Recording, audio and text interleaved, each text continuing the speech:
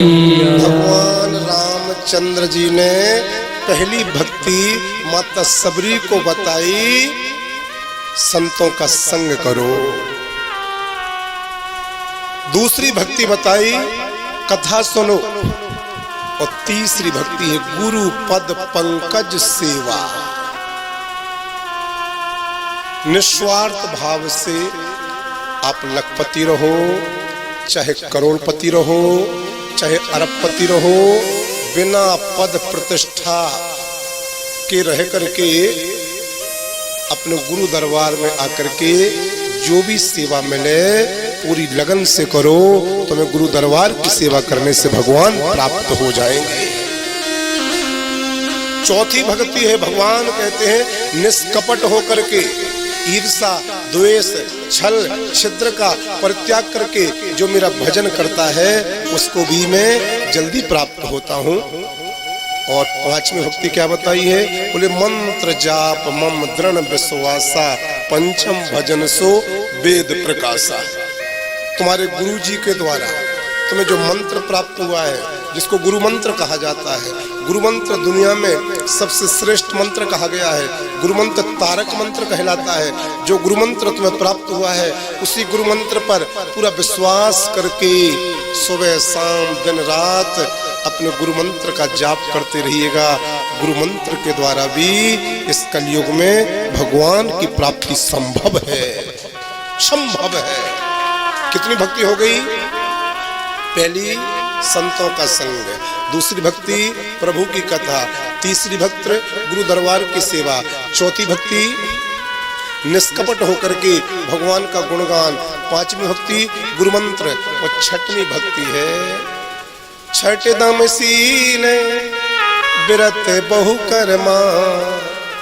दंभ, कपट, पाखंड इन सब को छोड़ करके संत और सज्जन पुरुषों की सेवा करते रहिएगा, आपको भगवान की प्राप्ति हो जाएगी। ये छठवीं भक्ति है। सातवीं भक्ति बताई है भगवान रामचंद्र जी ने माता सबरी के लिए कि मेरी पूजा करना बहुत अच्छी बात है, मेरी जो पूजन करता है उस पर मैं प्रसन्न होता हूँ, लेकिन मेरी पूजा करने के पहले यदि कुछ संतों की पूजा करता है तो भगवान कहते हैं उस पर मैं जल्दी प्रसन्न होता हूँ।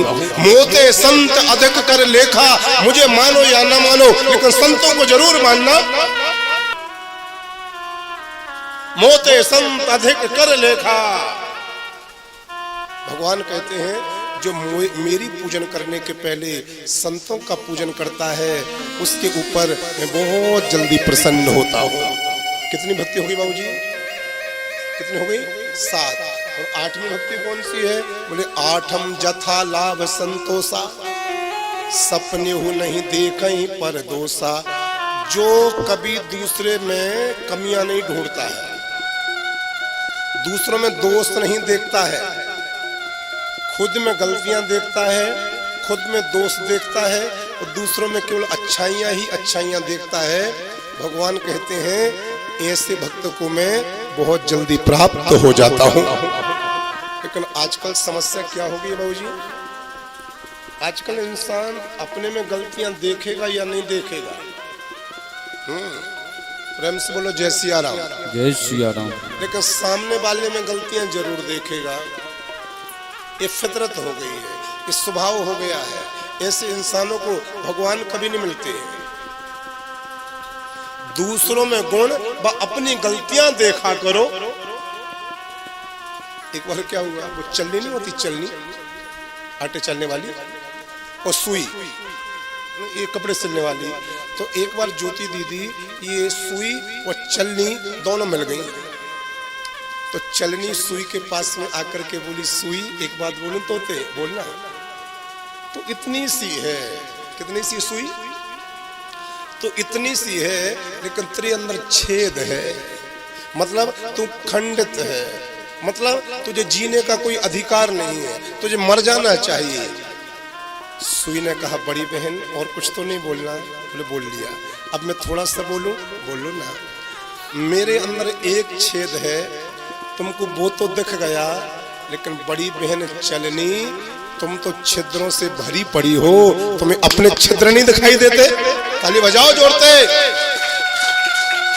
बस आदरणीय बबलू भैया, यही आज के समय में इंसान की गलती है। वो चलनी के जैसा जी रहा है, दूसरे में यदि इतनी सी गलती दिख गई तो उसको जल्दी समझ में आ जाता है ये गलत है, इसने गलती की है, ये गलत इंसान है।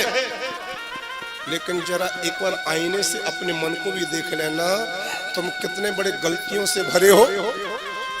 जब तुम निष्पाप हो, निष्कलंकित हो, निष्पापी हो, तो तुम्हें दूसरे को पापी कहने का अधिकार है। जब तुम खुद ही पापों का भंडार हो तो तुम दूसरों को पाप क्यों देखते हो? पहले तुम पाप अपने खत्म करो, फिर दूसरों के कराने में लगो। आज के इंसान की विशेषता क्या बन गई है सरोज माता जी?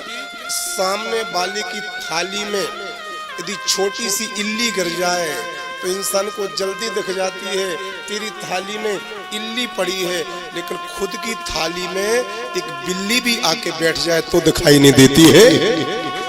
मनुष्य खुद गलतियों का भंडार है, पुतला है, लेकिन खुद की गलतियां नहीं देखता, वो दूसरों की गलतियां ढूंढने में लगा रहता है। राम कथा कहती है कि आठम जथा लाभ संतोषा, सपने वो नहीं देखा ही परदोषा।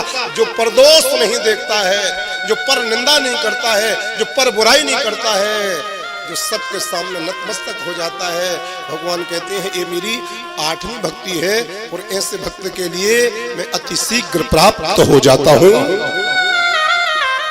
और 9वीं भक्ति बताई है नवम सरल सब सन छलहीना मम भरोस ये हरस न दीना।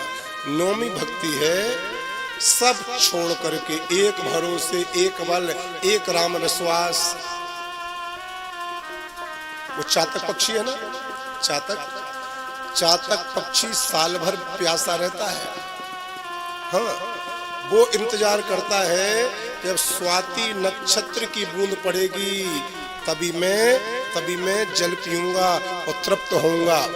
तो जैसे चातक पक्षी के जैसे वो चातक पक्षी स्वाति नक्षत्र की बूंद पर अपनी प्यास बुझाता है, स्वाति नक्षत्र की बूंद पर वो भरोसे में बैठा है, उसी प्रकार जो भक्त सबको छोड़ करके, सबसे आशा, सबसे भरोसा त्याग करके केवल एक भगवान पर भरोसा करता है। भगवान कहते हैं मेरी 9वीं भक्ति है। और जो सबसे भरोसा त्याग करके केवल मेरे भरोसा पर रहता है, भगवान कहते उसके ऊपर मैं अति शीघ्र कृपा करता हूँ। कितनी भक्ति हो गई? 9। भगवान कहते यदि 9 भक्ति किसी के जीवन में हो तो वो तो बिल्कुल सबरी के जैसा बन जाता है, अर्थात भगवान दर्शन देने स्वयं उसके दरबार में जाते हैं। लेकिन 9 भक्ति यदि आप अपने जीवन में ना उतार पाओ तो 9 जिनके एक ही होई, नारी पुरुष सचराचर कोई।